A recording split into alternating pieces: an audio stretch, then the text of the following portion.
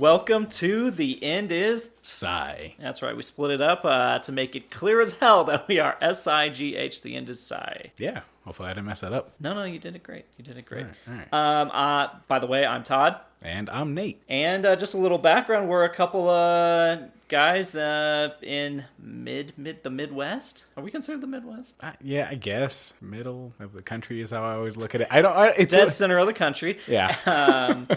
And yeah, we've known each other for, how long have we known each other? I mean, I would say probably about 10 years. 10? Yeah, sounds Good about right. old break off a nice decade. Yeah, just a couple movie goers who just enjoy a good movie. Yeah, we kind of bonded, I think, over that as coworkers, and we kind of find... We don't really remember. Yeah, we don't quite remember how we met at all, but we know we did work together, so it's got to be involved in that somewhere capacity. in there. So, yeah, we always kind of got talking on the newest movies, the superhero information, like who's cool, who's bad, whatever, just that kind of stuff. We're real cool guys, but we started talking about all that, and then decided, over all the years, let's just put it on the old record button there and do it for a podcast. I mainly want to untape because Todd's very forgetful, and so this is a good way of give me that evidence, a little bit of blackmail if I need it. Yeah, this is all just a build up to get a portfolio on me and use it against me. That's all it is. For me, it's I did get to know Nate last episode. Yeah, and to everyone out there, I think they may be expecting an apology from me, whether it's about the IPAs, because I got some backlash on it, but I still stand by it. I don't like IPAs. I was talking to one of our friends, and we'll call him Frank. Yeah. He was saying how he wished he was here to talk about the movie trailer thing with you to really help me out with my side. Oh, I'm sure he does, but could be a she. I still stand But you stand by it. No, we know. I'm going to try not to say too much there. It is the third episode. We are knee deep into this experiment we call the EDTIJO. We are? Oh. Yeah, it's up to your knees. My gosh. Stick around, folks. Stick around. Yeah, and so in episode 3, we're going to be talking about Angus. It's a movie from 1995. And then what do we do with each movie that we review? So each movie, we go ahead and we pull 3 themes out of that movie, whatever we feel is necessary, or just shit we want to talk about from that movie. It may not be big pertaining to the movie, but we're like, you know what? We could talk about that. We could rant. Yeah, sometimes it's a single line, and we go, you know what? I want to discuss that. But it's usually just something we saw while watching the movie. We said, you know what? We can riff on that before the movie review starts. So yeah, if you want to hear what we have to say about Broken Bones. Yep, Broken Bones, Crushes, and Cliques. Cliques, as in, the Mean Girls kind of groups. Yeah, not like the click when you like and subscribe or anything like that, which you should do. Or like movies called Clique. There's only one, so it can't really be Cliques, I guess. Adam Sandler, right? Yeah, great movie. Yeah, it was good. Yeah, that's true. That's fair. I say great. It's good. It's good. Wow, I swayed him, guys. You see that? Well, I had to think about it. I said great instinctively. See, he already forgot. But, yeah, so before we get to the movie review, that's usually at the last half of the episode, I'm just going to run down a little quick synopsis in case you're curious. Like I said, Angus is from 1995. It is about Angus Bethune, an overweight teenage boy living in Minnesota who, despite his talents in football and science, holds deep insecurities about himself.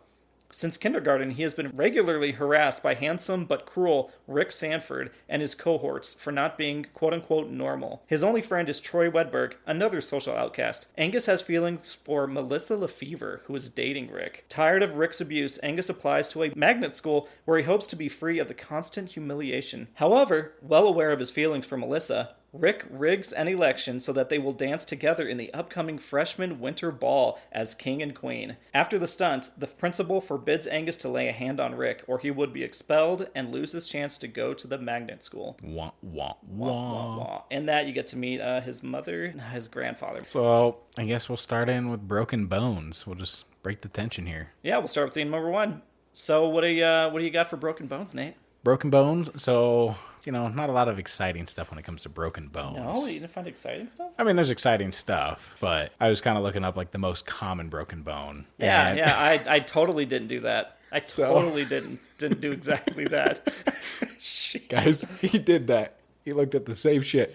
Fuck. We try to keep our research different by not telling each other what we're looking up, and we may have looked up some similar things. God damn it. So sometimes we run into the same topic, but we can discuss them either way. Yeah. Now I can't quiz you on what's the top 5 broken bones are. are. I didn't do top 5. I just looked at the top 1. I was curious about the top 1. I was actually surprised by it. Yeah? Clavicle? Clavicle. The Yeah. old collarbone. I mean, 206 bones in the body, and Yeah. that one, I want to like knock on all the wood because I've never broken the collarbone or clavicle, but I don't know that many people that have. So for it to be okay, so Yeah. now I know one person that fractured it. But like, I'm just finding that you never hear about people with broken collarbones. I have. So it's really weird because we actually went snowboarding a long time ago up in Eldora. While we were snowboarding, one of our friends, he got lost, in the back, ended up finding out he ran into a tree and somehow broke his clavicle. We don't know how it happened, but it did.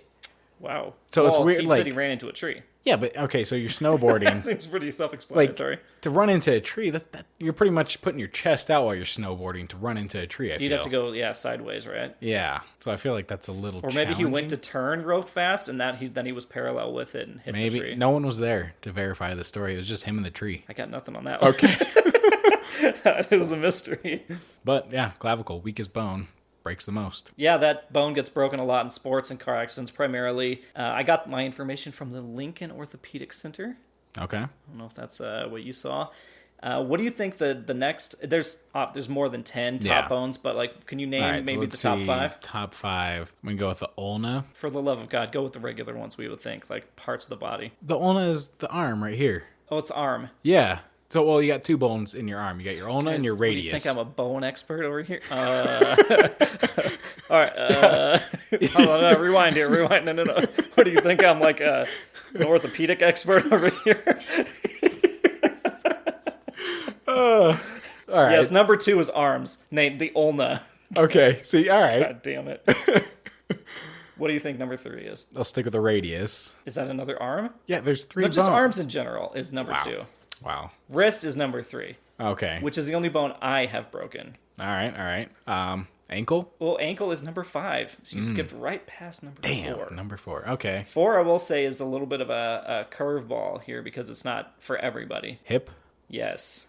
Especially for women over 65. Yep. Due to osteoporosis and calcium deficiency. Mm-hmm. Just here to make you guys laugh. Yeah. Real laughable topic. But yeah, so I don't know if you want me to start with how I broke my wrist or if you want to tell me about any bones you've broken. I have broken bones, but I'm not going to talk about that. Fair enough. Sometimes people don't want to talk about traumatic injuries. Yes. I'll talk about my torn MCL, though. All right. Well, So we'll start with your... Audience, should we consider torn the same thing, or is it like a...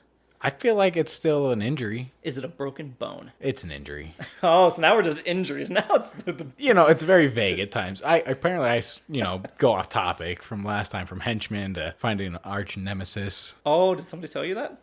No, but I did. Yeah. You told yourself You that. just forgot it, didn't you? No, I remember you doing that, but I thought Okay. maybe that was feedback. No. But all the feedback's starting to roll in, everybody, so it's Yeah. good. As long as it's good feedback, please rate us and review us. If it's bad feedback, please tell us personally. You can send it to our email at theendissigh.com or at Gmail, theendissigh@gmail.com or at .com, whatever, if it's bad feedback. So I broke my wrist. It was in middle school. Okay. I think it might have been 7th or 8th grade. And we were out, end of the day, last class, PE. Good old PE. And we were told to just play soccer. So they split us into teams. I'm not athletic. That's a great sport. That's a great sport. It doesn't matter. I'm not a soccer guy. No, but so they split us into teams and had us just play against each other. There's no rules. No rules. We're on the streets here. Here we go. Fucking road rash in the middle school playground. No, we were out at the soccer field, and I remember going for the same ball as somebody else, and this other person, it's fucking Candyland. It's middle school soccer, like, chill out. I'm just like, oh, I need to go get that ball. I guess it's close to me. This other person is like full speed. I'm just going to go run and like try and get the ball. So we collide, and I turn and fall. Like, put your wrist facing away from you, or your fingers facing away from you, palm up. Okay. And then point it down towards the ground that way, and then try to catch yourself. Like, my wrist was like that, so it just snapped it flush against the back of my back of my arm or the front of my arm. So your fingernails touched the back of your arm. Touched my arm, yep. Okay. And so I just I felt the pop, and I was just like, roll over, and then I remember holding my wrist in my hand and being like, it hurts so bad, but I'm just like, breathe. I didn't cry. I ain't no bitch. I think he shed one tear, maybe. There was no tears shed on that. Oh, okay. I just buckled in because it was about to get a little riskier. And so then, so I was holding it. Everybody came around. The teacher, who should probably not have been, qualified to run this, came over, and I'm just holding it. So my hand's like pretty much limp. Like, I can move stuff. And they're like, all right, can you move your fingers? And so I move my fingers, and they go, all right, it's not broken. And I went, what the fuck is going on here? You can move your fingers, it's qualified. Yeah, it's apparently. So that, apparently the bone just connects all the nerves and everything. So they had me go sit on the sidelines. So I got up, walked over, and sat for another half hour on the sidelines watching people play soccer, holding my wrist in my hand, and like a kind of a fugue state of like, this is getting woozy, like this is not good. And then the class got over, everybody ran to the locker room, I walked straight to the principal's office, told him, I think this is what happened. I sat down and waited for the vice principal to get a gap in time to then get into their car, and they drove me over to the local ER. And then they were like, yep, it's broken, and they casted it right there and everything. And that's why you got to vet these PE teachers a little better, guys. You hold a grudge against that PE teacher at all? I hold a grudge against overzealous players and PE teachers. Because, guys, it's fucking Candyland, okay? Now for the teacher, it's my goddamn life, so be better. But yeah, that is my broken wrist story. All right. That does not sound like fun at all. To have your nails hit your arm pretty much. Yeah, just flattened back, and I felt a pop. I heard it, but it wasn't broken because I could move my fingers. Yeah. All right, guys. So if you can move your fingers, your wrist might still be broken. It just might be broken. So tell me about this torn ACL. MCL. What is the difference? So it's just another ligament in your leg. Okay. Which one's worse? ACL's worse. Oh, okay. So you got lucky. Yes, I got lucky. Well, to start off, I wasn't being smart about it. Shocking. We were playing Ultimate Frisbee God. at 3 in the morning, right? Yeah, good idea. 3 in the morning, dark at night, can't see a thing. Was it a glow-in-the-dark Frisbee? It was a light-up Frisbee, actually. At least that's... Yeah, okay. yeah. Right. So, you know. Completely ridiculous. No. And someone threw the Frisbee, and a player and me both going into each other. I went up for the Frisbee, and I jumped a little higher. He went lower. And when you go high, they go low. You've never heard of that? I know. I fucked up. Okay. Oh, that's a trend. And he took out my legs. I heard a pop. From there, I was like, well, night's over for me. I couldn't put any pressure on it at all. Oh, yeah. So it's pretty much everyone helping me hobble back to my car. And I was like, well, I can't even fucking drive. So I sat in the passenger seat. They drove me home. We get home, and this was right after high school. So I was going home, going into the house, and, my mom heard me stumbling in, friends carrying me in. She comes out. Her first thought, are you fucking drunk? That's fair. I guess you probably don't jump straight to, did you break something? Yeah. Right? Yeah, I'm stumbling in. She saw me in pain, and she went instant, mom mode of oh my God, my baby's hurt. Are you okay? And just, instant change, Jekyll and Hyde. I was like, no, I'm fine. You thought I was drunk. I tried to sleep it off, thinking maybe it's all right. Yeah, maybe rub it's some just dirt on it. Yeah, maybe it's just a sprain or twisted it wrong. Next morning, woke up. I couldn't put any weight on it. So I was like, got to call into work, and what a shame that is at times. So yeah, especially with the job we had. And yeah, so I went to the hospital and we found out it was a torn MCL. So how long does that take to recover? So it was a couple weeks. Luckily though, they found out torn MCLs didn't need surgery. They used to have to do surgery on torn MCLs. How did they decide you just don't need to do surgery on something? Or what about all the poor schmucks that got surgery and didn't need it? Yeah. If you're one of those poor schmucks, right in. So yeah, it was nice to find out I didn't need surgery. They're we'll see if it heals. If it heals, then you're all right. But if not, then we'll have to go to surgery. So I got lucky and didn't have to go through the whole surgery process. And have you played Ultimate Frisbee at night ever again? We did, yeah, still. Anybody else get injured? No. So you're just lucky. If you call it that, lucky. Well, I was going to go for a more ruthless term, but I can take it. So you're just a fucking loser. No, I was going to go maybe uncoordinated or incompetent. No, that seems worse. That seems... How? How is that? Incompetent? Oh, yeah. You were playing Ultimate Frisbee at night. You didn't have to play soccer. Was he going to fail you in school and class? Maybe. You didn't know the man. Yeah, that's true. He just, you can wiggle your fingers. You're fine. Yeah, I don't know what his rules were. Yeah, that was about it. All right. Do you know who has the most broken bones world record? No, I do not. Do you want a multiple choice? Can I guess how many they've broken? Go for it. Now, is it re-broken bones considered, or is it just... Yeah, anytime you've broken a bone. Okay. We can go with 249. Higher. Damn. 380. Higher. 469. God. 433. Damn. See, yeah. My only guess would be looking at one of the Jackass guys, but at the same time, I feel like it's not them. No, it is not them. I'll give you two people, and you tell me who you think it is. All right. Evel Knievel. Okay. Jackie Chan. I'm going to go with Jackie Chan. Evel Knievel. I stumped him, everybody. Ding, ding, ding, ding, ding, ding, ding, ding, ding, Thank you. Thank 50-50 choice. I made it up and I got it. I could not think of a third one. That's Hold why on I only real got quick. two. Evil Knievel. All right, we'll Shit. edit around that. Here we He go. got it clean. He got it clean, folks. Yeah, so I can't even imagine that many. I mean, it makes sense. That's his line of work. Yeah.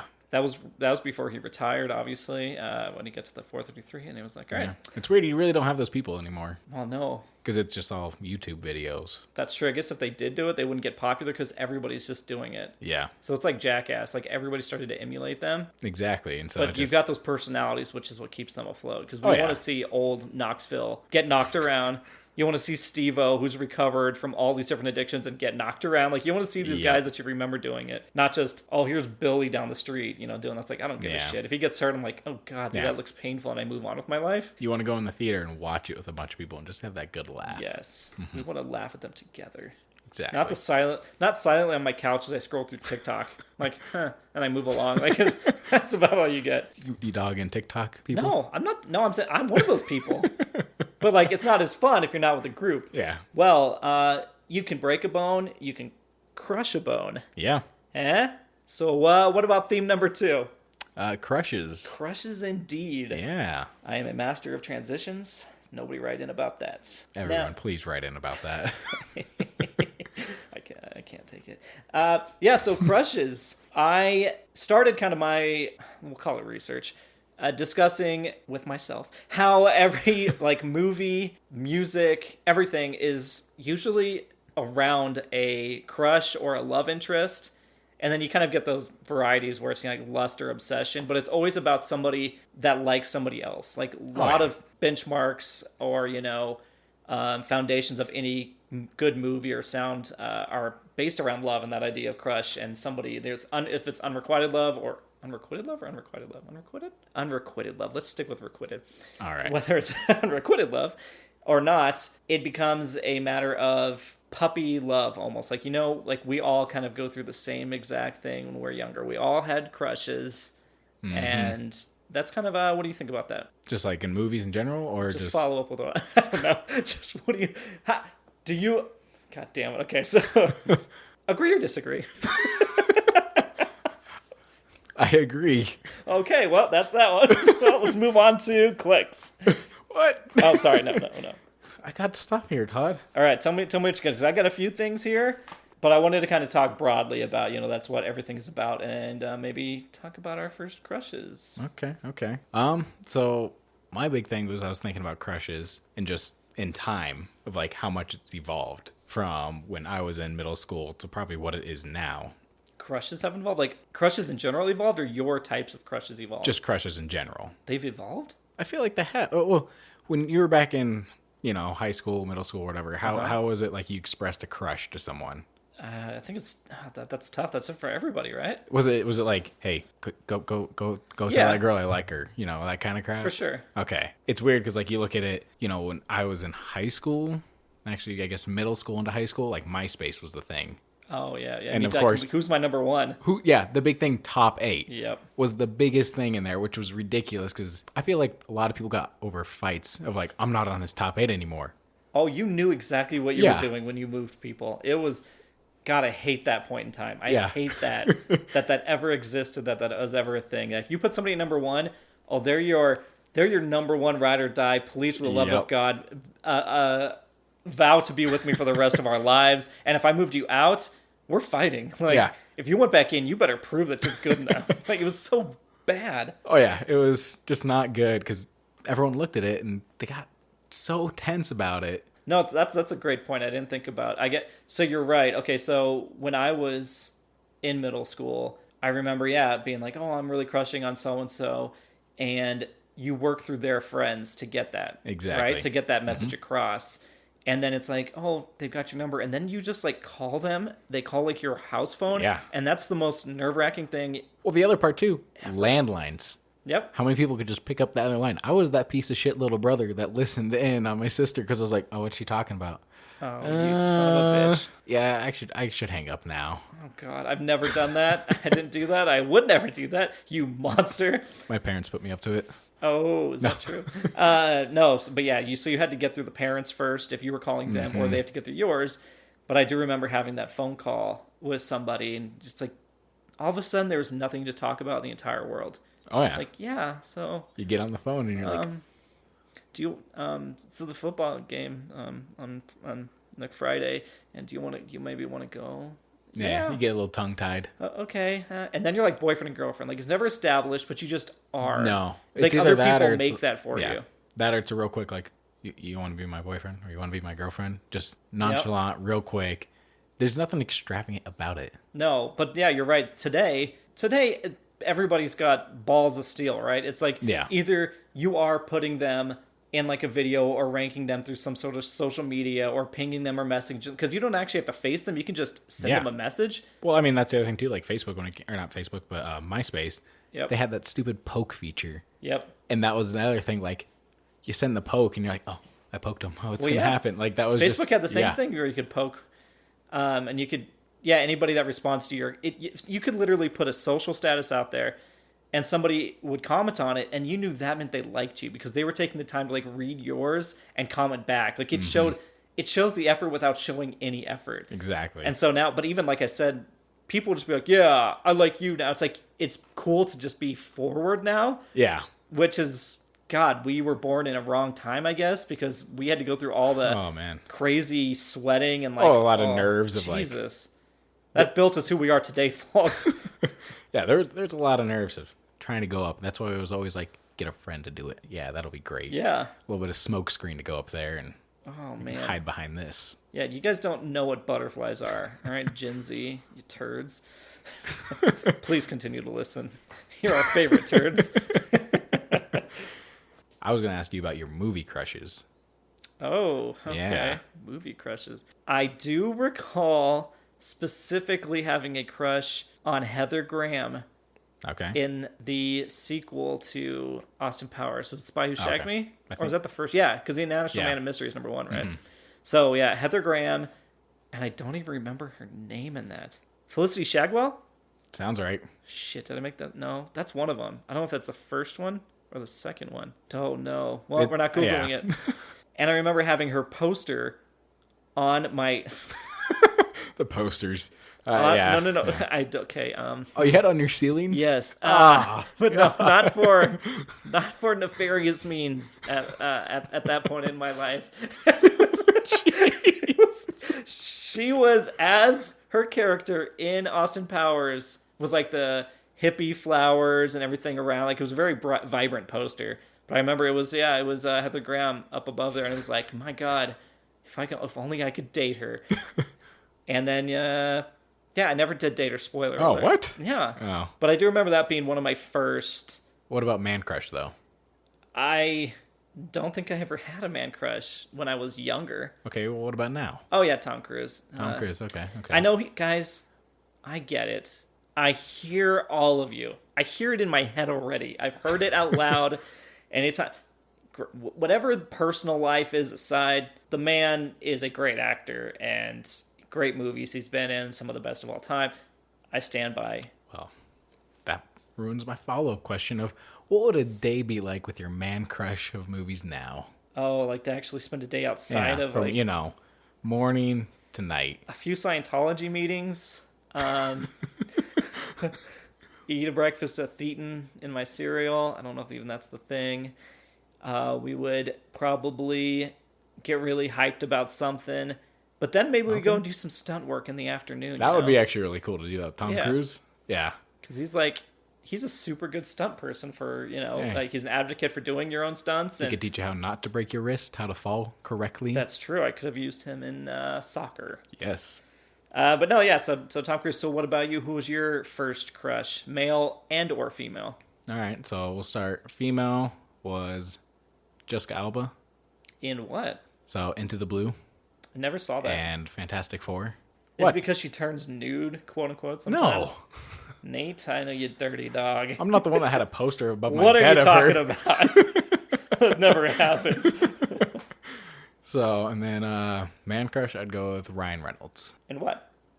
So I first saw him in Van Wilder. Yeah, I had a feeling you were going to say that. And then, he rekindled my love with Deadpool. That's true. Nate is nothing if not a gigantic Deadpool fan. I do. Deadpool all day. He's a pretty... I mean, Ryan Reynolds today, it's like everybody's man crush, right? Like that's the big joke right now. I knew him first. It's true. You got there first. You got him before he was everybody's man crush. As long as you can acknowledge that. I will acknowledge it for the record. But he is like everybody's crushing on Ryan Reynolds, and him and Blake Lively are the great couple. And it's like, cool. Good. Congratulations. Good for you. What about your actual first crush? Do you remember?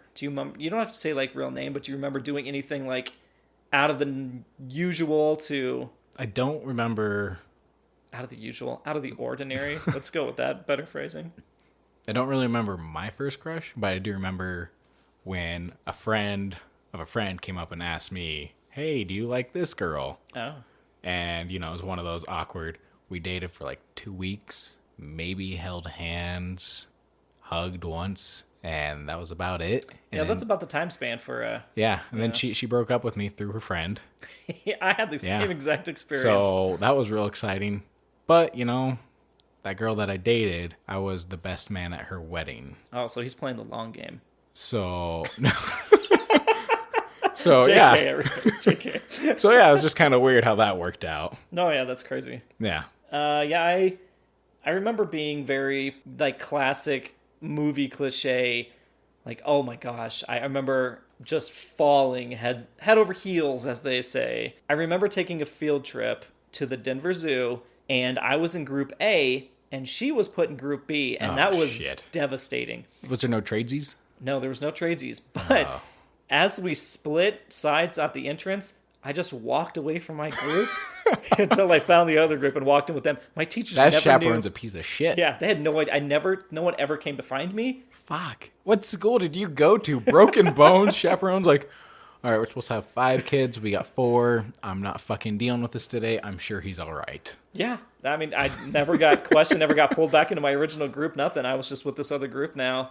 I remember finding them over by the spider monkey cages, and I was like, all right, we're all kind of taking the tour together. Did I ever talk to her? Hell no. But was I there just in case? For sure. What if there was a fucking takeover at the zoo and I had to be a hero? You don't know. You don't know what's going on there, You're always a hero in your crush fantasy. Oh, yeah. There's always those fantasies. You're like, yeah, if this happened, I would totally do this. Right? Speaking of crushes and, who kind of our favorites were, I went to a classic quiz site, BuzzFeed, find out a couple little interesting things that are complete bullshit about me. I did a plan your dream party and we'll reveal your perfect MCU hero date. All right. And this was posted just this last week, so it is very new. Okay. So when I got through with all my choices, I did get one of my favorites if I had to be dated up with somebody. All right. Can you guess? I'm trying to think. It'd be modern MCU, like MCU, not like comics or too obscure. Well, yeah. Natalie Portman? No. Oh. Wanda. Oh, okay. I got Wanda, guys. Yeah. We did it. I got Wanda. Wanda. That's all it takes. That quiz. She's all set. She's going on a date with him. I'm going to send her the results. Elizabeth, here are the results. I think you know what's got to happen here. No. But Nate, I'm going to take you through this quiz real quick, okay? Here we go. So I need you to choose... No, you just get right with me here. All right. I need you to choose a place. It's between a bar, a palace, a club, or your house. I guess my house. Okay. Choose a party planning partner. Now you get Vision, Bucky, Thor, or Black Widow. I'll go Thor. Ooh, okay. Choose an outfit. It's either going to be a casual dress, a tuxedo, a superhero costume, or the first comfy thing you find in your closet. Superhero costume. Okay. Now choose a song. Now, I don't know any of them but one, but Mr. Blue Sky by Electric Light Orchestra, God is a Woman by Ariana Grande, Blitzkrieg Bop by the Ramones, and Holding Out for a Hero by Bonnie Tyler. Mr. Blue Sky. You know that song? I do. Okay. Choose a signature drink. You got wine, lemonade, pina colada, or Coca-Cola. Lemonade. Okay, that's a drink. Now choose a color scheme. Are you more of a gold, a black, a red, or a green? Green. Green, okay. Where's the orange? It's not there. And finally, choose a fun party snack to serve. You're either serving pudding, cheese and crackers, nachos, or a veggie platter. I'm going to go with veggie platter. Seriously. Yeah. Okay, I'm going to choose that one. Your perfect date is Tony Stark, Iron Man himself. Woo! You know what? I'm okay with this. You both love going out, meeting new people, and having a good time. I said in my house as a place. With Tony's endless... You're going to his house. With Tony's endless money and charm, there's no limit to the party you two could throw. Yeah. All right, Tony Stark. I'm okay with this. Yeah, that's pretty good. I mean, if I could try on his armor... It's no Wanda, but it's fine. Yeah. I mean, if I could try on his armor, though, that's something right there. He's got all the fancy cars. That's true. He's got the money. Does he have Elizabeth Olsen? I mean... Nope, that's an answer to the negative. All right. No. Congratulations on being with Tony. So, speaking of Tony, you know, he's kind of out of my range, as like a clique might be with the popular kids or the jocks and nerds, all that. Oh, he did a transition, guys. You think it's out of my range? No. Okay. I had no idea where you were going with that. I was still looking over my crushes notes, and I was like, I don't know where this is going. So, all right. Good job on the transition. We are into theme of the movie number 3, Cliques. I'm just giving myself a pat on the back here. Yeah, because I ain't doing it. So I'm going to define cliques real quick. A clique is a small group of people with shared interests or features who spend time together and don't let others join them easily. Pieces of shit is what we call them. Yeah, pretty much. This cliques happen anywhere from school to even the workplace. I saw some articles about cliques in the workplace from Forbes, believe it or not. And so it's anything from parenting to Wall Street. You've got all sorts of assholes that like to exclude other people based on really superficial things. Yeah, it's not a good thing. Cliques. I'm sorry. It just... You're right. It is not a good thing. I really wasn't paying attention, just like you, that one episode where I'm looking over my notes like, all right. Yeah, so it is not a good thing. It is usually, there's a kind of the main identifiers I saw through some research, and that was a lot from Career Builder did a survey. There's a few different things, but a lot of psychological like outlets, like different people that talk about, you know, psychology now and things like that. They said that it is conditional to be in the group. So it's not like they hardly let anybody in, and you always have to say or do the right things with fear of being thrown out of the group. And it is usually led by one or two people. There's always like a matriarch or patriarch that Talking is... like a king and queen? Kind of, but I'm thinking more of like Regina George and Mean Girls. Oh, okay, yeah, no. That is the... Mean Girls is the perfect example of cliques and how is. those work. You've got the different types, and so and a lot of cliques rely on bullying to work. Mm-hmm. Whether that's like weight loss or looking a certain way, not having a disability for fuck's sake, or like politics. Like you better like I threw in politics. 'Cause I think today cliques are a lot about politics. Oh yeah, it is. Well, I mean, especially the way social media is, how you're seen on social media is a huge part of how you're going to fit in. Yep, and they think if you identify one way, that is what you are for your entire existence. Like it defines every bit about you. Sometimes, you know what? Sometimes that can be true, but for the most part, it's not. We're all very fluid people. Yeah. But yeah, so Nate, what do you have to say about cliques? Cliques, I just, found a list of different types of the cliques. Okay. You know how that is. Yeah. I'm sure you've heard a lot of them. Okay, probably. Let's hear that. There's how many? So the list says there's 12. Okay. But I'm kind of seeing more like 10. So the list counted wrong? Or can you not count? No, I can't count. Okay, so we've got a problem here. Yeah. All right, we'll start at the top. We'll see how many we get to. We'll go over. I may cut some of these out. It starts off with populars, which is just kind of, I don't feel like that's pretty vague. Yeah. But you definitely, it's like the preppies. Yeah, but I mean. Right? Is preppies in there? No. Okay, so it is like the kids that came in with trust funds, they're rich, they think they're better than everybody because of money alone is more like the populars, right? I would say, yeah. I have probably, no idea. That is vague as hell. It is. Because if you're part of the clique, you're probably quote unquote popular in your own mind. Like everybody thinks their own clique is popular. Yeah, well, yeah. Because okay. It's something that you like, so you're probably fitting in with that group, or you're trying too hard and just be yourself. So we got jocks. Yep. Everybody knows the jocks. Yeah, all about the sports, making sure, they're the number one kid, they're the quarterback, they're the one that making the play. Have you ever heard that Not a Surf song, Popular? No. Super good. Everybody should look it up right now. Popular by Not a Surf, and it's about like kind of how you fit in. It's the quarterback. It's getting the prom queen and everything. It's very cliche about that. It's the teenage guide to popularity, and it goes through. It's very good. Okay.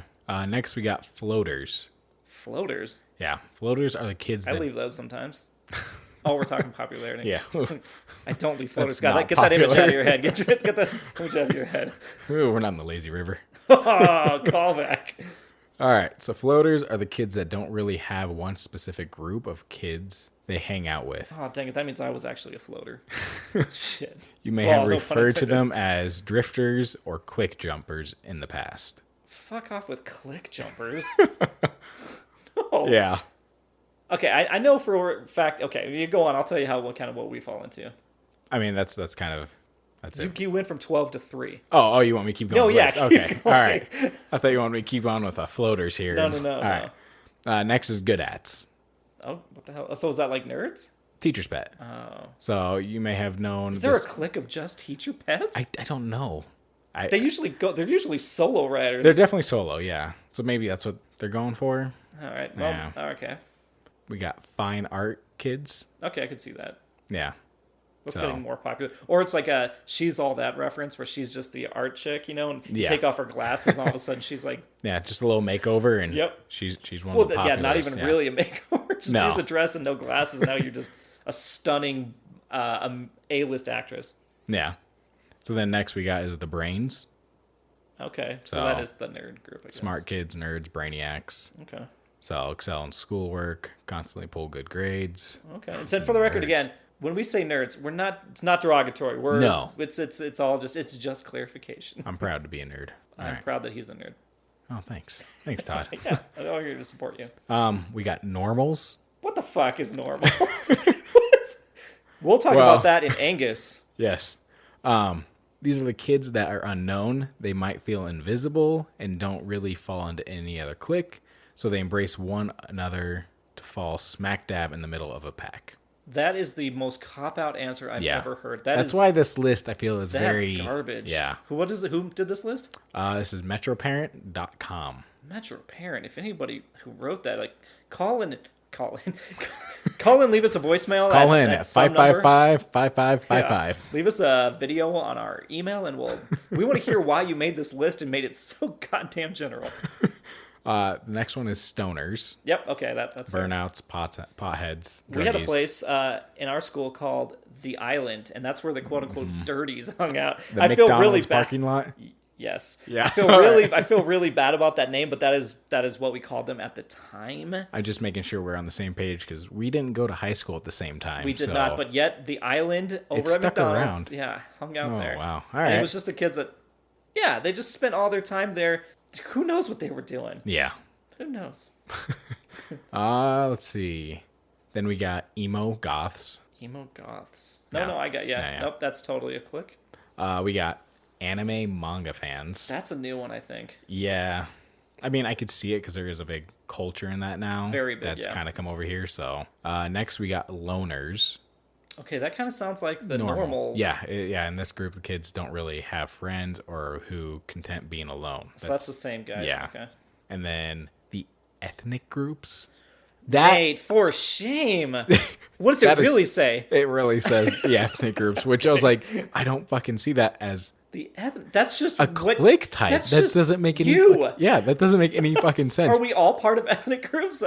I guess would you consider middle of America, a couple white guys like an ethnic group? Probably is. No, what does it cover? Are we going to get into sketchy territory here if we this is the last one, and it's kind of in like move on.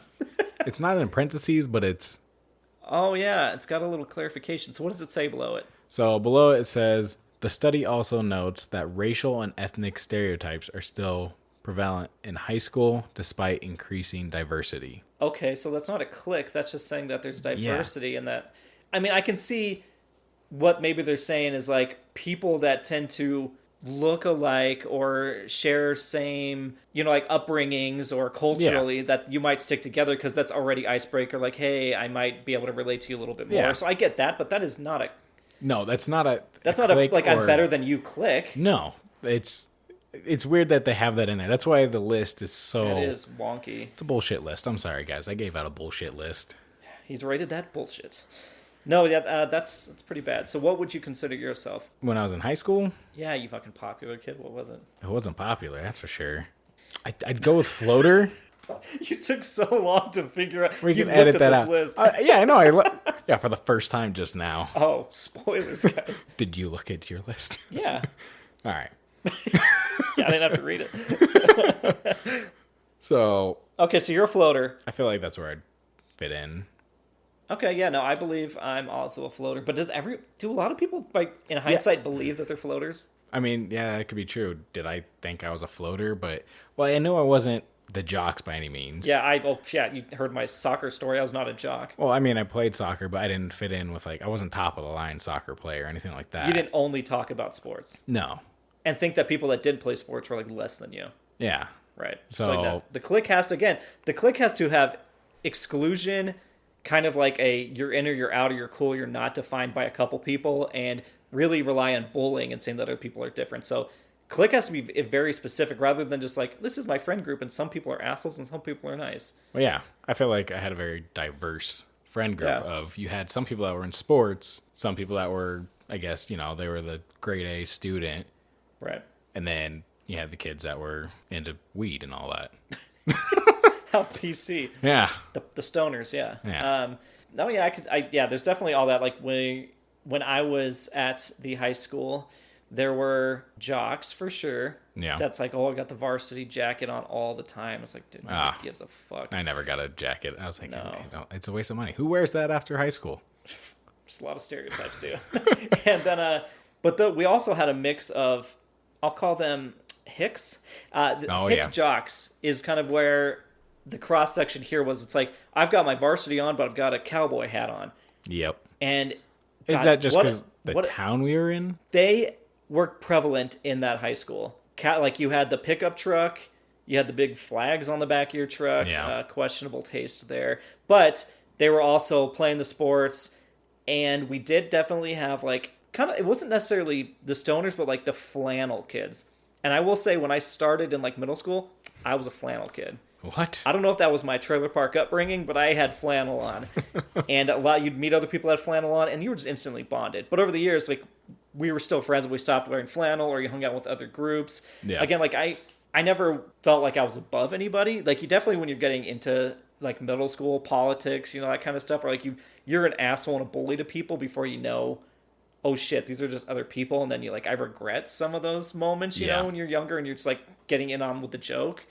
But, like, getting into high school, I should say, there was no, like, oh, I'm bullied by anybody, or I think I'm better than anybody. It was kind of like, again, floating, I guess, wouldn't have to be the right term. I'm just, yep, I know who you are, you know who I am. Yeah, exactly. We're not really going to talk, but we can, you know who I am, I know who you are. That's all it's ever going to be. I did, to kind of go on from the high school one, that there's still cliques in workplaces, and that Career Builder survey that I talked about said that 43% of workers say that there are still cliques at their office. Oh, I could definitely see that. That's crazy. Like, they just don't get over it, I guess. Like, I mean, you definitely see it probably the bigger businesses. Yeah. It makes sense. America. Yeah. They said, so they polled 3,000 U.S. workers. 11% felt they were intimidated by certain cliques and, like, that they existed, or, like, the way they were doing things. 1 in 5 did things just to kind of, like, fit in to be cool.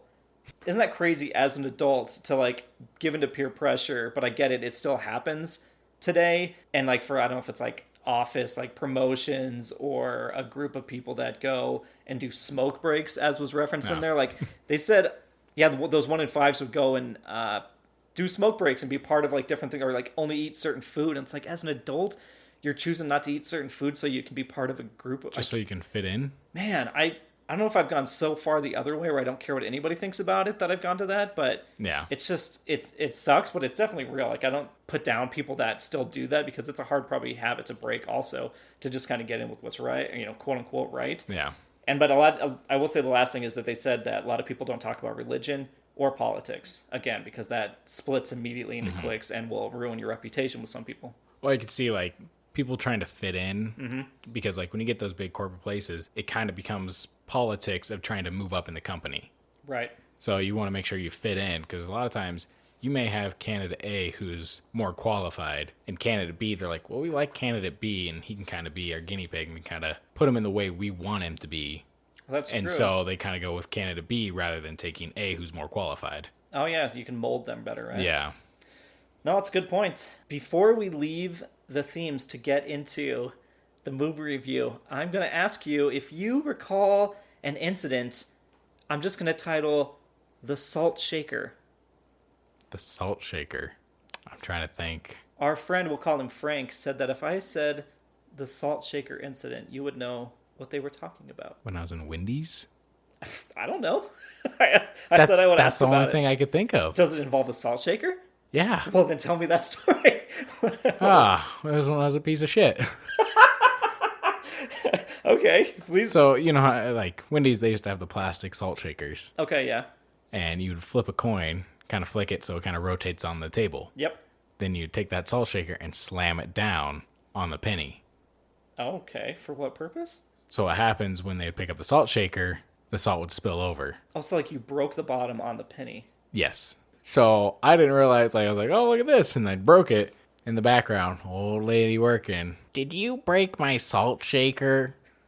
He mimed holding a little cane. Was he holding a cane? No, the salt shaker. Oh. That's what I was doing. I wasn't miming. It would have been like this.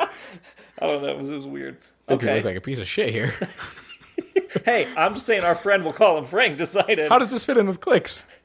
Maybe you were being a bully and you're trying to impress people. Were you trying to fit in with the group and do it? No, I just heard about it. I wanted to try it. But you were trying to make people laugh? I guess. Okay, so it's part of our bullying. Now tell me the rest of the story. What did you tell that poor old lady? Oh, we walked out. Oh, you weren't kicked out, you just left? Yeah. Okay, were you done with your meal already? Yeah. Oh, okay. What if you had just started? What would you have done if your meal had just gotten sat down? We probably would have left. With all the food, just got up like, and walked all right, out. it's food to go, guys. So you Here. felt bad immediately. Oh, yeah. It wasn't a good feeling. It's like, oh, God damn it. All right. Well, you can talk to our friend. We'll call him Frank about that. Yeah. Okay. Was he just giving you ammo? Is that this is going on? I don't know what you're talking about. I didn't ask for ammo. I just handed it. So, for the record. All right, well, on that, All right, Frank, when you're on the show, we'll call him Frank. whenever our friend, quotation, Frank, is on the show, we'll have a talk. Oh, boy, I can't wait to be here because I'm not involved in any of that. All right, so let's now move into our movie review. Yeah. We are talking about 1995's Angus, directed by Patrick Reed Johnson. Yeah. Budget was $1.5 million. Okay. Box office did $4.8 million. Okay, so nothing big. That's Nothing probably why you never hear big. about it. But it did make its money back. So during that, though, I think a couple weeks prior, Braveheart came out. Oh. And so that was in the theaters when Angus came out. And then the second weekend Angus was in theaters, 7 came out. Oh, man. So it was going against some really good Powerhouses. movies. So it's, That's fair. yeah. It is only 87 minutes long, so you think it'd be a nice, like, you could watch those other yeah. movies that were long as shit, or at least Braveheart was, and then go back in, you know, and watch a quick brief Angus. Like, 87, that is a click. That's Yeah. such a fast, Well, yeah, today's standards, especially. different click, everybody. Different click. But yeah, no, when I rewatched it again, I was like, shit, it's already over. I was like, it happened so fast. It's nice to have those movies, though. Right. They get the story out, and it's not like, all right, I just spent, 2.5 hours for this movie? It was an hour and a half, breeze, real quick. You got all the points you needed in. It was a good feeling. For sure. So also, it's based off an original short story by, Yeah, I learned that today, too. yeah, Chris Crutcher. Crutcher? Okay. Yeah. So it was originally called A Brief Moment in the Life of Angus Bethune. But obviously, they just renamed the movie Angus. Angus. Yeah. No, yeah, I want to read that story. I feel like I should Yeah. have read that before we did this, but I didn't even know it existed until this afternoon. Yeah, I wanted to read it. I didn't have time. So actually, this is one of Todd's picks, Angus. This is mine, yep. And I never seen it before. So I actually watched it for the first time last week. And I still enjoyed it. Even though, it was back in the 90s, you kind of get in that set of that movie. And Very 90s era. it fit. It still worked. It was a good movie.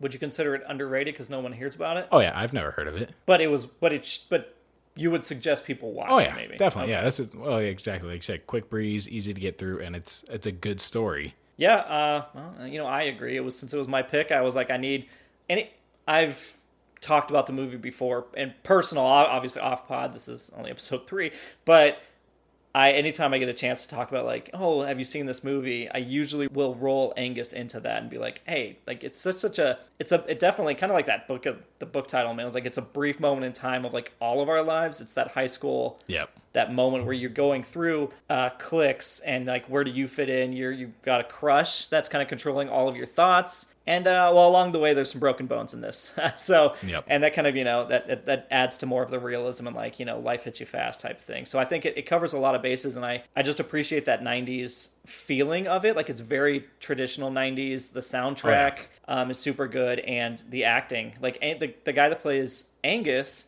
Charlie Talbert. Yep, has not really, I mean, I didn't look into his bio too much, but I don't think there's really anything There's not a lot. I saw recently he was in the Watchmen series, but other than that, there hasn't been a lot with him.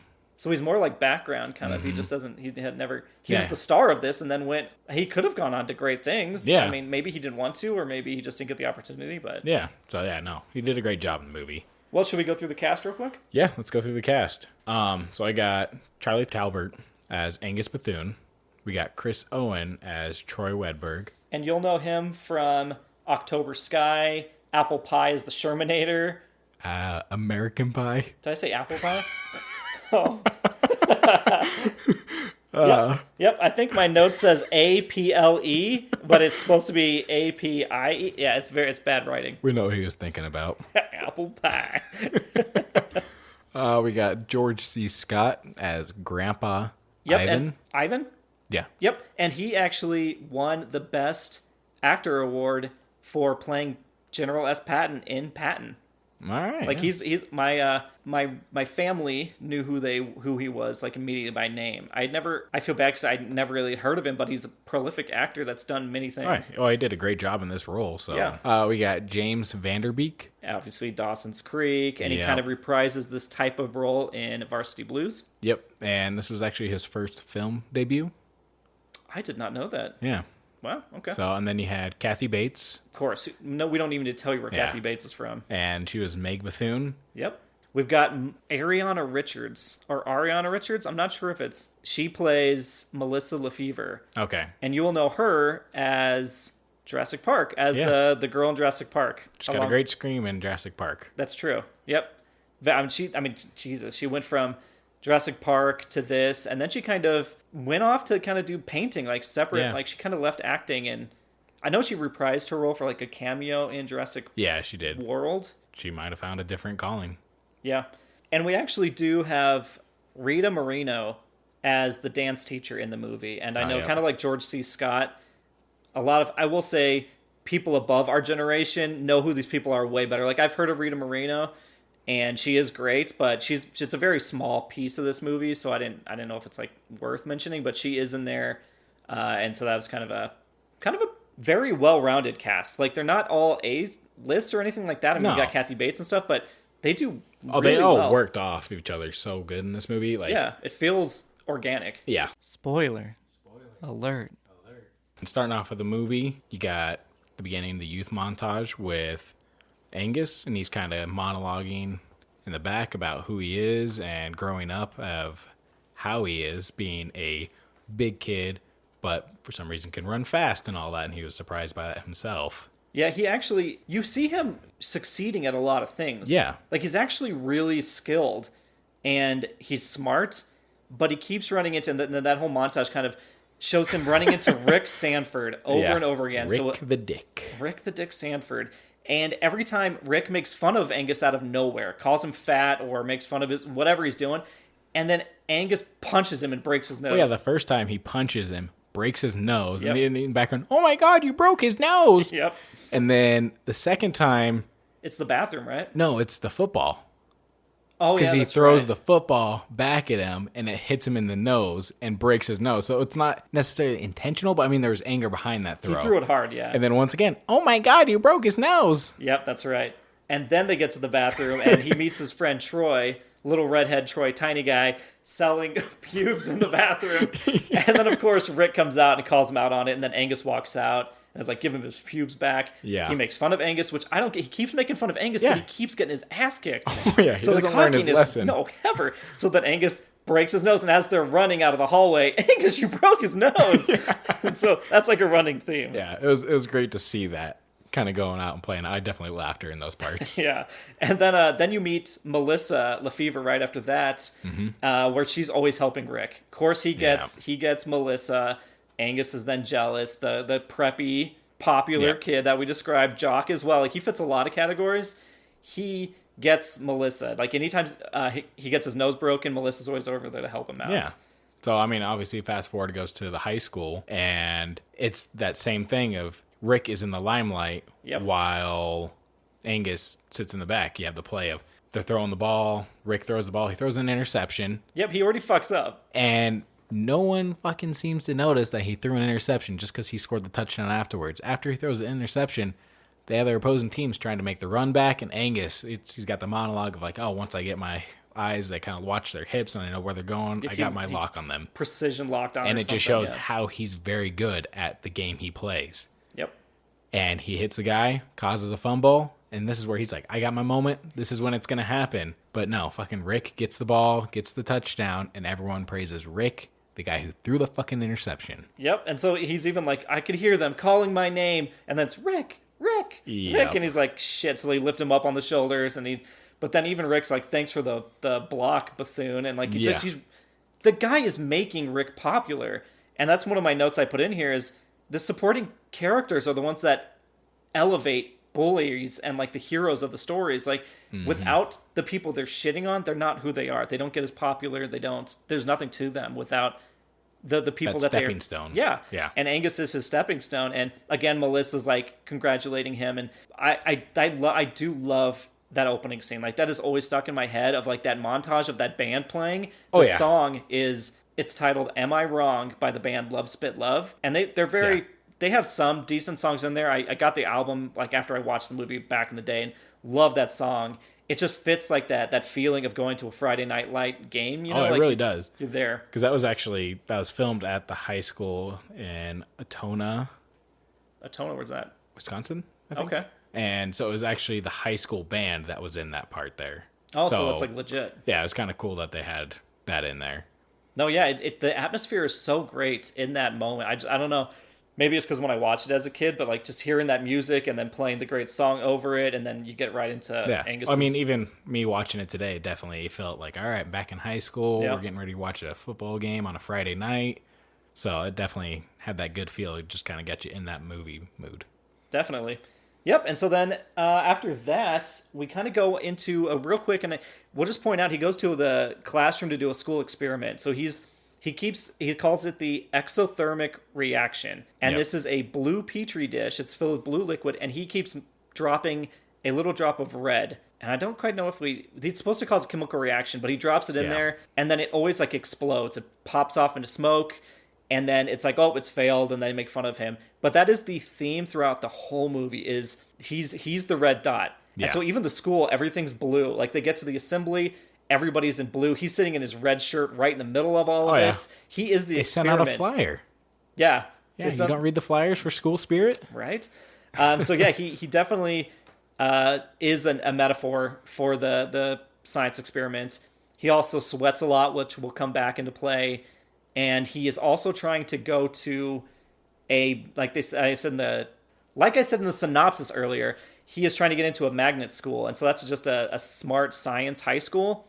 And this is only freshman year, so he's already trying to get out of it because he's dealt with these kids, through elementary school and middle school. And then I will say the last kind of thread that goes through this, just to keep track of, is his mother and his grandpa. And she's the truck driver. I believe he's a vet because they play like military music to wake him up when he falls asleep. After that they had so you had the science experiment. Yep. And then after that it kind of goes into meeting his mom and grandpa actually. Okay. Yep. And when he goes to meet his mom, like you kind of meet his mom for the first time. Angus goes in. He's like, I got the interview with Jefferson. That's right. And so she's very proud of him in that moment because once again, Angus excels at the things he does. He's a really good kid. Yep. And he's smart and athletic. And nice. Yeah, and nice. Yeah, very nice. You get introduced to his mom, and then afterwards you get introduced to his grandpa, like you said. Love the grandpa. He gets woken up by the trumpet noise, which is It's Reveille. That dun, dun, dun, dun, dun, dun, Yes, dun, I couldn't think of the name. I'm glad you looked I had it to up. look it up. Yeah, that's the name of the song that kind of wakes him up every time. Yeah, he'll put it on a record player right next to him as he's sleeping. I'm up, damn it, I'm up. Yeah. Like, he keeps waking him up that way. Yeah, that old stubborn kind of guy. Yep, and so you learn about the grandpa, and I think they're having dinner. Yeah. And Meg, the mom, is giving him a hard time about marrying. Well, she's not giving him a hard time at that point. She's talking as if he's not there. Well, that's the same thing. Yeah. She's doing it via Angus. Yep. And because he's going to marry April, who is 30 years younger than him. And so she's like, why do they have to get married? Why can't they just move in together? And he's like, why does she have to talk about me like I'm not sitting right here? And Angus is just kind of stuck in the middle. Well, Angus, then he has the line, why does she talk to me like I'm an adult? Yeah, so it's very self-aware. Yeah, but honestly, the relationship between those three is just a great family dynamic. Like, it is. They have no issue of speaking their mind. They kind of give it straight how it is. They talk shit to each other, but they understand where it's coming from. Yeah, they're not afraid to razz each other, but they know it's out of love. Exactly. Yep, and so then they're at the school assembly where, as I said, Angus is in the middle in red and everyone else is in blue, and they're announcing the Winter Ball King and Queen. And of course, Melissa Lefevre gets introduced by Rick as the queen, and then they get up there and they have the student vice president or something, student body president. Well, I think he was the president. Oh, was he? And then the Who's vice other person? president So the vice introduces the king. Okay, so then she introduces the king, and it turns out it's Angus. Yep. And it's a big ruse put on by the jocks, by Rick and his team of cronies. One of them is actually Kevin Connolly from Entourage and different movies. Okay, yeah, so it's definitely blindsided.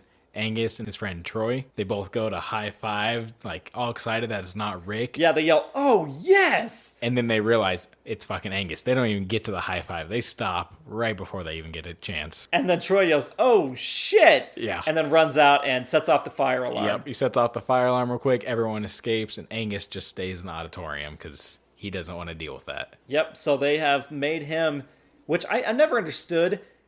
I know that gets Angus, but Rick is also putting Melissa in a horrible spot. yeah. He's pranking her as well, but he's like hoping she's in with it because he's there with her and like, hell yeah, haha. Well, it just shows the piece of shit that he is. Yeah, he doesn't consider anybody but his own feelings. Yeah, his own actions and how he's looked. Because he's like, hey, look at the funny joke I made. Yep. And then now Angus knows he's got to be prepared for a dance that he never thought he was going to go to. They don't want to dance around like a couple of dildos, as they say, spaz out on the dance floor. He realizes that he needs to get a tux and dress up for the winter ball. Yep. And so he goes to the winter ball with his grandpa and his friend Troy. Or he goes to the tuxedo shop for the winter ball. Not the winter ball. And as he's there, because he is a bigger kid, they don't have anything in his size that's black. And this is where he kind of has his moment of like, no, I want black. He was just kind of freaking out like, I want to be normal. I want to fit in. I don't want to be that standout red dot. Because what does the tuxedo shop guy bring out for him? Brings in the plum-colored tuxedo. Yep, the big plum tuxedo, which is, I don't know, for me it's iconic now because I've seen it so many times over the years. I'm like, oh, the plum tuxedo. Well, yeah, it's iconic in the sense of the orange and blue in Dumb and Dumber. Right. It's out there, it's unique, it's different. And it's also him being the red dot again. Yeah, so you have that whole experience there, realizing, all right, it's not going to work, so they end up leaving.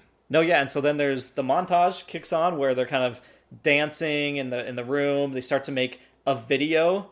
Him and Troy are kind of like practicing his... Motherfucker. Oh, no, guys. Someone did not silence his phone. I didn't. I don't. If you ever go to the movie, silence your phone. If you're recording a podcast, Hey. silence your phone. Guys, I think there's somebody else in the house. I think there's somebody else. Okay, so where was I? So they're doing the video without interruption. There are no cell phones, I think, at this time. And they make a video of Angus dancing with a blow-up doll that Troy brings out to practice. All nonchalant. Like, don't know where he's just like, oh, I have this blow-up doll. Of course Troy has a blow-up doll.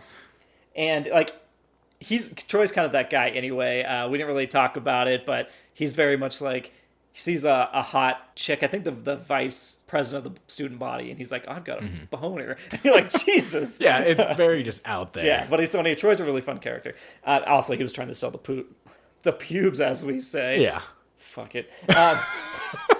So yeah, they're doing the video, and this is key because he asks Angus kind of like what he's thinking, or... Well, he sits there and he puts on the video, hey, this is what the jocks do to help figure out their mistakes. Right. So he's trying to learn how to dance so he can impress Melissa and not become the big joke that everyone's trying to put him out to be. Yeah, I'll turn the tables on them. Yeah, and so Troy, being the little, like, perverted kid that he is, he's like, it's anatomically correct. You can look down her shirt and all that. And Angus, being the nice, kind-hearted kid that he is, he's like, it's more than just her looks. Yep, so he starts to kind of monologue about how much he likes Melissa and why he likes Melissa. And of course, we move on from that scene, but kind of remember, there's a video out there. Yep. Like, okay, it's kind of a smoking gun. Like, you don't think about it, but it definitely comes back into play. So then, after that, it kind of goes back to him in his room doing a science project. Yep. And keeps failing. Yeah, not doing what it wants to do. But in the background, actually, there is a Superman comic in the background on his desk. It's kind of out of focus, but it was actually The Return of Superman in 1993, a trade paperback. Oh, is there anything special about that issue? Nothing special I can think of. Is it pretty expensive? You had Superman with his long flowing hair and all that. Era. Yeah, so it's 90s, not really expensive. Okay. There's some that are, but it's nothing too crazy. But it's kind of cool that they put that Superman comic in there for the later part. Which I'll ask you about that later, because I forgot that line was in there, and once I heard it, I was like, oh shit, Nate would like this movie, because this is right up his alley, but we'll get to there in just a second. Yeah. So then it kind of goes back to the school, and, Troy's in the hallway, and so are the jocks. Yep. And this is where Troy kind of sticks up for Angus, because they're like, oh man, Angus is so screwed, he's not going to know how to dance, and Troy sticks up for Angus, is like, he does know how to dance, actually, he's been taking lessons, and he's going to show you guys what's up. And they're like, oh, crap, Rick, you only know that one move. And so they're kind of giving him crap. And he's like, shut up. Yep, so then all of a sudden he feels like he's being bullied, but he's like the alpha in that group, so he's got to, of course, be a piece of shit to get back out on top. Yeah. And so then he knows that Melissa might be dancing with somebody that knows how for the first time ever. He says, Troy, you better find me something good on Angus. Yeah, some time passes, they meet him in the alleyway, and then they push him down and end up breaking his arm. Yep. And the two other jocks, not Rick, they kind of like, hey man, let's go, let's get out of here. Like, they know that he's taking it too far. Yeah, and Rick is like, see what you did? You gotta give me some evidence, you gotta get me something, and kind of like pushes it further. Yep, he almost like blames Troy for getting hurt and making him do that. Like, he's such a narcissist piece of shit, dude. So then, they threaten him with that. Angus does not know that this is all happening. Mm-hmm. And then we do kind of cut forward a little bit, and you do see Troy going up the bleachers to Rick and his cronies and handing them the videotape of Angus dancing. I kind of understand where he's coming from, but at the same time, he could have just Why did he sell him out? There was no reason in that point in the movie that he should have sold out his friend. I'd have questioned that before, and the only thing I can sum it up as is like, he is the tiny kid that keeps getting beat up. Mm-hmm. He keeps getting bullied by these guys, and maybe this is like I did what you want so you won't break another arm. Like, they broke his arm, so he's probably pretty shell-shocked about that shit. Yeah. And so, I don't know, it's just like, I think it's one of those, like, they actually got to him. And that it does suck, because that is the first break in kind of that relationship that we've seen between Angus and Troy, even if Angus doesn't know what's happening. Yeah. All right, and then after that, it goes to the wedding day, and, everyone's getting ready for the wedding of his grandpa and April, his soon-to-be wife, and they have the whole scene of Angus going up and talking to April, because she's kind of curious about her flower, where she wants it. It's like, she's using an excuse to talk to Angus. Like, you can tell she's really nervous, but super excited, and that she does care about the grandpa, a lot. Because she's worried about, because he has his pill schedule. Yep. And making sure it's on time when he gets his pill. After that, it goes into Angus talking to his grandpa. And this is where he gets some really good fucking advice. Yes, he really does. So he's kind of saying, like, we're buffoons, like, we're not good, or, we don't, I don't know if I should be going to the dance. Like, he's kind of like talking down about himself at this point. So the grandpa, he actually comes out and says, Superman isn't brave. Angus is like, did you take your pills this morning? And the grandpa kind of chuckles. And this is definitely my favorite monologue in the movie. Did you write it all down? Yes. So did I. All right, so I'll let you read it. So, you don't understand. He's smart, handsome, even decent, but he's not brave. Now listen to me. Superman is indestructible, and you can't be brave if you're indestructible. It's people like you and your mother, people who are different and can be crushed and know it. yet they keep going out there every time. So good. I like it because it's a dog on Superman, and It's a very good dog on Superman, because that's what everybody always tries to say, but he sums it up really nicely. Yeah, so it's one of those that it really made me enjoy the movie that much more for that monologue scene. Yeah, my ears perked up when I was like, oh, Superman. I was like, oh no, he's saying he's not brave. I was like, is he going to turn it into Superman being brave some other way? And then he didn't. I was like, oh, he's right. This is a smart grandpa. Oh yeah. Like there is nothing to be brave about. Again, like we always hate on Superman. Okay, there's some good movies that he can be in, part of it, like if he's utilized correctly, you know. Mm-hmm. But the fact that he's indestructible, there's no stakes. It's not fun to watch that. So, but it's nice because, like, when he does that whole monologue on Superman, like, I kind of went back to, like, that Superman comic that was sitting on Angus's desk, and it was just kind of a nice touch of having that comic there and bringing it back into that monologue scene. That's very true. I honestly have never even noticed this. I've honestly never really noticed the Superman comic. For my first time watching, I noticed it, but you know, that's me. He's the comic guy. No, I mean, I should have noticed at this point, but I don't know if I'm always focused on something else in that scene and not paying attention. But it's hard because it is out of focus, like I said. So I only kind of saw it just because the imprint and the logo and all that. You're familiar with those a little bit more, yeah. But no, that's so cool because you can almost now relate that Angus thinks you can only be cool if you're indestructible, and then his grandpa's like, no, it's about more than that. After the grandpa gives out his whole monologue, Angus kind of goes on to like him not thinking he's deserving. Yeah, he gets what his grandpa said, but he feels kind of still like, I don't know, like he's still kind of unsure about himself. Yeah. So, and then after that, Angus kind of realizes that his grandpa's sleeping. Yep. And so then he's like, oh, okay, got it. You know, the wedding's about time. I need to wake him up. So he gets kind of that sly little look. He walks over, puts on, what's it called? The Reveille. The Reveille. Puts on that wake-up call. It starts playing the trumpets. It's going. His grandpa doesn't open his eyes. It keeps going. And then you realize through, I think, Angus's facial features that the grandpa has passed away in his sleep. Yeah. Right before the wedding. And then he goes down. And again, you just have him look at Kathy Bates. She looks back at him. And you can tell on the face, like he starts to cry. And she knows immediately what that means.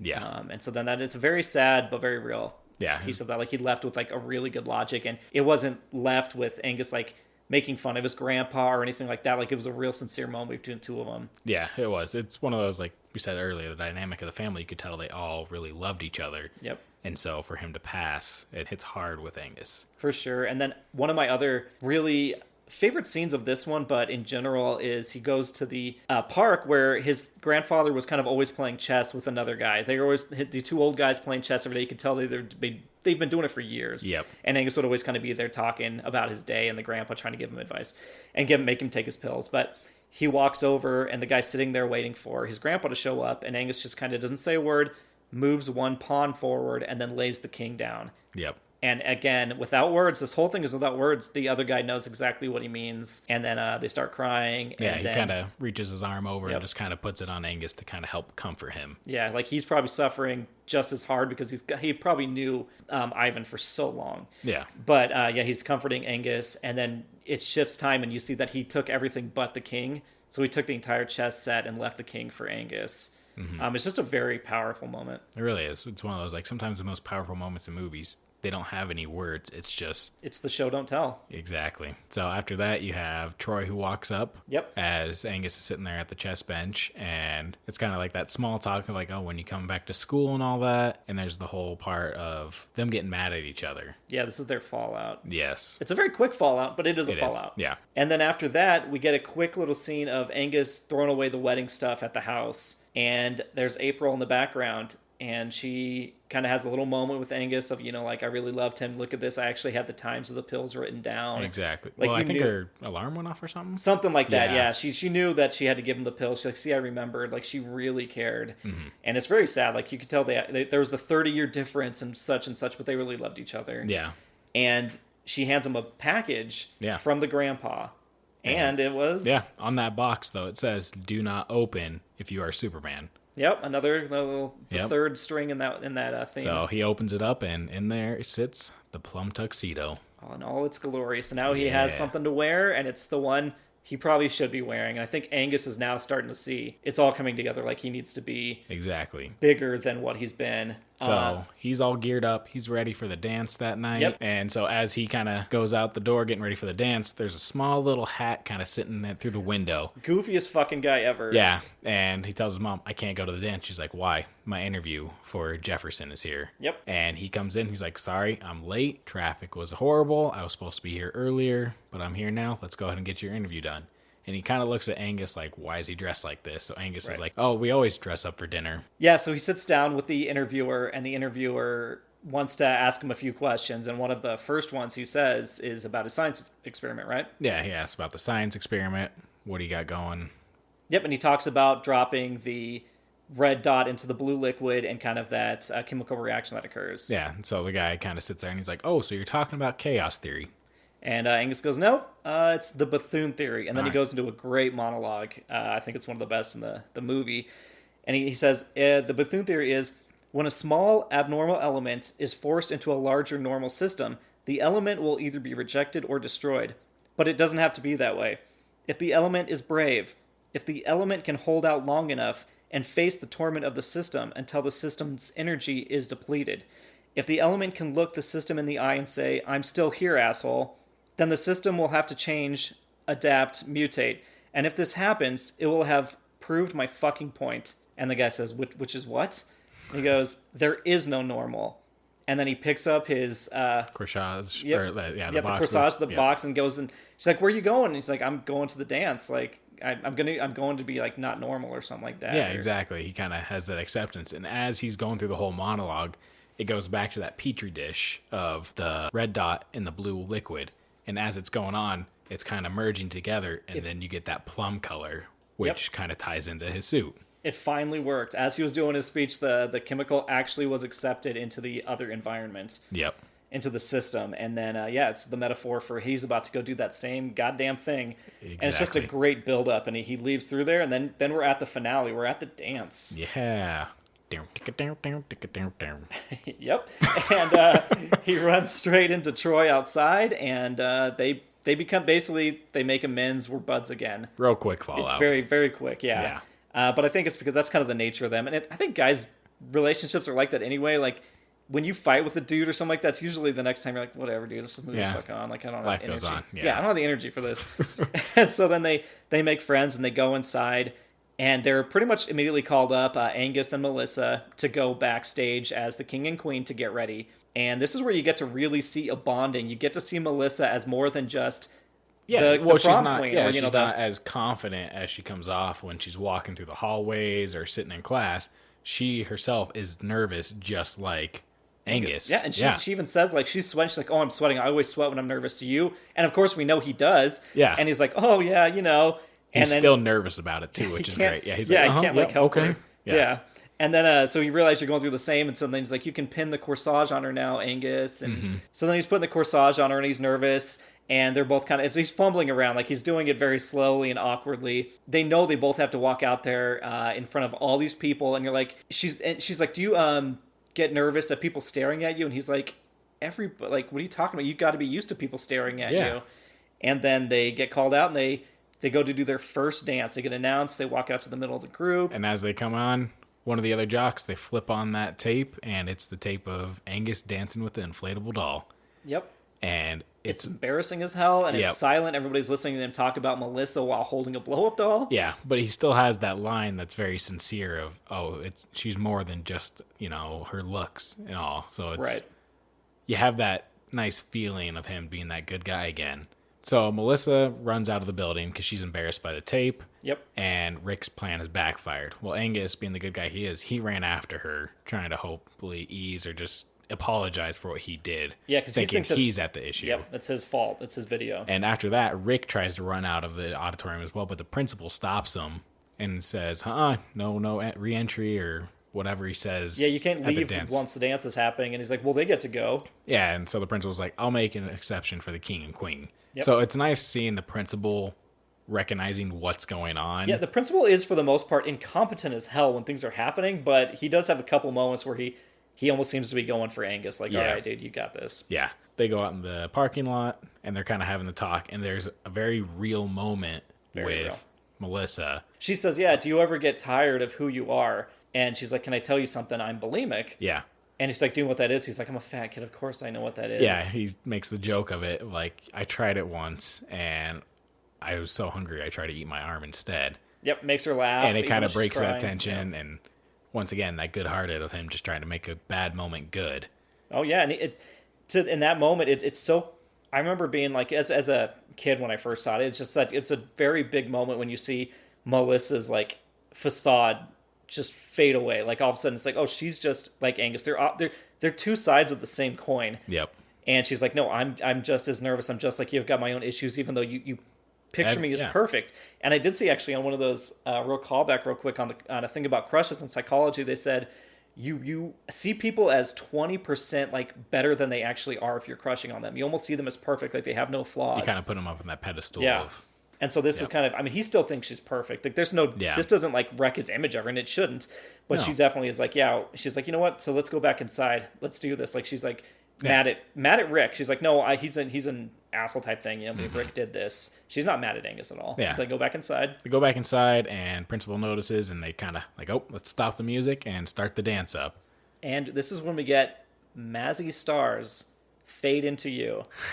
And I love this fucking song. It's on anytime I have a Spotify playlist or anything, it's always there. It's whenever he went to school dances, it was on. Probably was on, honestly.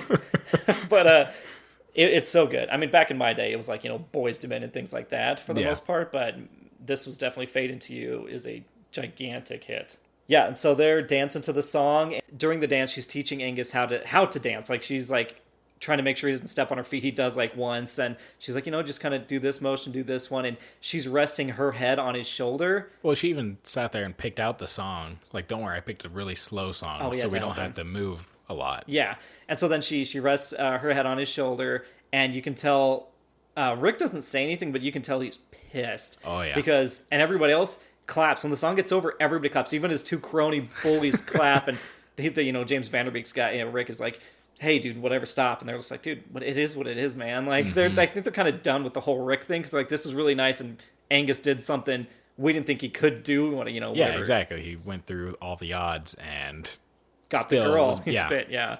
So then Rick comes over to Angus and Melissa, and he's like, hey, what the hell was that? And he gets really mad at them, of course, for, like, just being good, for having a good dance together. And so then they get into a fight, him and... Rick, a little bit of a fight, I should say. It's more of Rick pushing. He's like, it's time for me to finally break your noise. Yeah, and so... Your noise. Yeah. Finally time to break your nose, Angus. And then he's like, oh, take your best shot. And then he does hit him, and he knocks him pretty good. Yeah. Down into the table, like classic 90s style. The table falls. He's down there. And then... Yeah, so Angus kind of sits there for a bit, laying down. And then finally he's like, I'm still here, asshole. I'll always be here. So then he kind of gets up and just starts pushing Rick across the room. You push me, and I'll get right back up again and again. And every time he says again, that's where he kind of keeps pushing him further back. It's a really good stage scene. I liked, like, they follow him, boom, hit him. It's hitting him hard, like, with the two flat palms, like, pushing him back until he hits him one last time, and then Rick falls back and, like, hits his head on the step. They don't really do anything with that, but it seems like he hits his head hard. Oh, yeah, he hits his head hard, and then that's kind of like the principal kind of walks up, getting ready to possibly stop it. But then Angus goes on, I could beat you right here, right now. But I don't want to be better than you, Rick. I don't want to be better than anybody. I want to be who I am. A fat kid who's good at science and fair at football. That's who I am. I can live with it. Why can't you? And Rick kind of goes on. He's like, because it's not normal. Yeah. And he's like, you're not normal. Yeah. And Angus kind of goes on. And who is you? And Rick still has that cocky, you bet your ass. Dude, he's that smirk, you bet your ass I am. Like it's like insane. Yeah, he doesn't break. He never breaks from this bravado of like being number one. Like he never learns his fucking lesson. As far as the movie is concerned, he never learns his lesson. Yeah, so Angus keeps going on. And so what? To be normal, we all have to be like you? There are 400 people in this room that are nothing like you. Some of them are fat, some of them are skinny, some of them are tall, some of them are short. Some of them have braces, some of them have birthmarks or scars or frizzy hair or ears that stick out. And that's my favorite part is you see Troy's head just pop up above the audience, tiny little Troy and his big ears sticking out. It's such a great time. Yeah, it fits. It's so fun. Yeah, and then so Angus goes on. He goes, but most of them probably walk through these halls every day, never telling anybody the truth about what they really want or need or believe, because people like you normal people like you, have them terrified of being who they are. I mean, if you're normal, what does that make them? So which is it, Rick? Are you normal, or are you just one of us? And then cocky-ass Rick just says, whatever I am, it's something you're never going to be. And then Angus finally gets it, and he's like, thank God. And then he walks away from him. That's simple. Like, it's only 2 words that he says, and he's just like, I'm glad I'm not. It's... Yep. And so then you see Ariana Richards, Melissa, is looking at Rick as Angus walks away, and he looks at her, and she just kind of gives him this fucking smile of like, that's fucking right, dude. Yeah. Like, you finally got what's coming to you. Then she kind of just like a self-assured, like, hell yeah smile, and then walks away towards Angus. And then she goes to him and is like, hey, I want one more dance. And Angus is still in like, why you want to dance with me? Like, he's still insecure about dancing with her. He doesn't think she still wants him for some reason, which, guys, we're as guys, I will say, we're really bad at picking up signals. Yeah. And she gave him a huge signal. But in that moment, would you pick it up?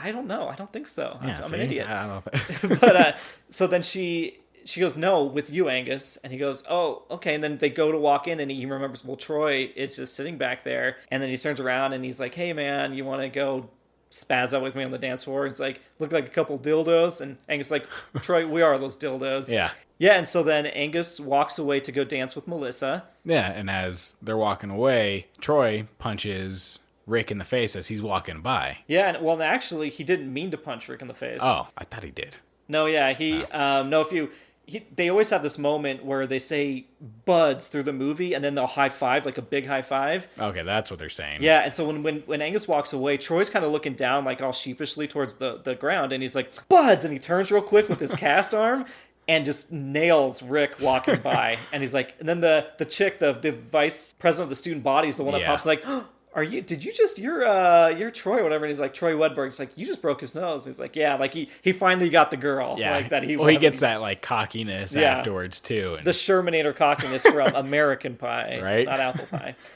But yeah, so that was kind of Troy's moment. Then they go and they spaz out on the dance floor. Yeah, and then as they're kind of dancing on the floor, Melissa asked, Angus, could you walk me home? And he's surprised by that. He's like, what? Yep, like tonight? Yeah. It's like, of course. She's like, yeah. And so then you get the big walk home. It's very 90s movie ending. It's very, it's a nice, quiet roadside. She's got a nice, typical house, like a affluent house, I guess I would call it. And was there any houses around? Yeah. I think they were spaced out because, okay, it was just when they were the rich hill. They were on the rich hill. Yeah. Yeah. And so then they're walking together and they go up to the front door, and then she actually turns around and gives him a kiss on the cheek and then goes inside. And he's like, he's got that confidence. Like, I've kind of made it here. And so then he walks up a little bit, turns and like looks up at the window, and you can see kind of Melissa's silhouette. She takes off the tiara, and then he goes, okay, cool. And he turns around. Like, I was super glad he didn't keep watching. I was like, does he keep watching? Yeah, no, because you can see this, and she should get better shades and shit. But anyway, he has his monologue there again at the end. Yeah, he is narrating. He starts the movie narrating, kind of finishes it narrating, but he does kind of, he sees her put the tiara down. He turns around and starts walking away. And he kind of narrates at that moment of, all right, I finally had my moment. This is my moment here. And then in the back of his head, here's his grandpa saying, all right, now go have another moment. Yep. Keep living your life, keep pushing forward. Don't just live off that one moment. Yep. And so it's kind of a nice wrap up in that sense of just because you had one good moment doesn't mean there's more out there to have. No, for sure. No, it's there's so many great messages in that movie. And yeah, real quick, you do end with Melissa actually opening up the shades to look. And she's kind of looking back. Yeah, she stops to look at Angus walking away. And that's how we actually finish the movie, is on her looking at him. Yeah. It's a bit of a freeze frame, classic 90s freeze frame. Yes. Some people don't always love those, but, it's pretty classic. And, that's the end of the movie. Yeah. So, it was definitely a good movie, just the way it wraps up. And it's nothing major in the movie happens, but, like, the kind of short story is a brief moment in the life of Angus Bethune. Yep. And that's all it is. And that's all you need. I think a lot of newer movies are doing those moments in time. Yeah. It's like The Sound of Metal did that. Nomadland did that. It's not like entire lifetime of these people. It's like this is probably a few months, if not just a few years, of just their life, of just what's happening. And this was, a few weeks of Angus's life? Well, yeah, a few weeks. Like, you had that beginning part of him growing up, just kind of explaining who he was. Right, yep.